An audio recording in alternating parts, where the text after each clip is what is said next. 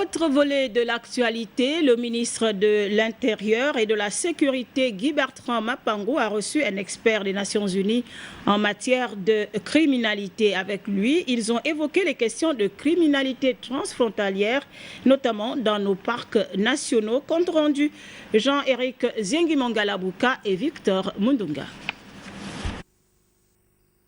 Accompagné du directeur technique de l'Agence nationale des parcs nationaux du Gabon, l'expert des Nations Unies en matière de lutte contre la drogue et la criminalité est venu évoquer avec Guy Bertrand Mapango, le ministre de l'Intérieur, les questions de criminalité phonique dans les aires protégées du Gabon. Répondre d'abord à une demande des autorités gabonaises pour faire une évaluation à la fois de la criminalité en matière phonique et forestière et du dispositif qui potentiellement lui fait face dans le pays.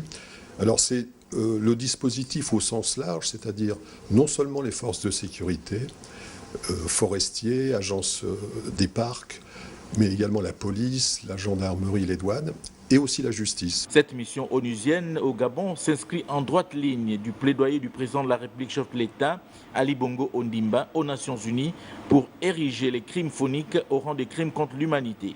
Nous pensons que c'est utile. Il est vrai que la législation actuelle ne donne que des moyens limités de traiter ce phénomène criminel, puisque vous le savez, actuellement, en fait, on parle de criminalité phonique, mais il s'agit encore au Gabon d'un délit puni au plus de 6 mois d'emprisonnement.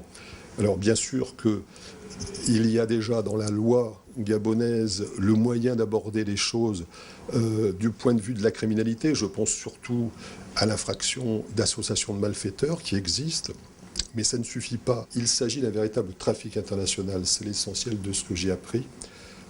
Pendant notre présence ici, il y a eu l'arrestation de 2 équipes de braconniers qui tentaient d'exporter de l'ivoire à destination du Cameroun et à partir d'un de vos aéroports. Il y a une pompe aspirante asiatique qui n'a pas, à mon avis, fini de s'exercer. Et les attentes du Gabon, qui s'est engagé dans une politique ambitieuse de préservation et de conservation de la nature au cœur du bassin du Congo, un des poumons de l'humanité, doit être accompagné d'une législation adéquate, ont conclu l'expert de l'ONUDC et le ministre de l'Intérieur en charge de la sécurité, Guy Bertrand Mapango.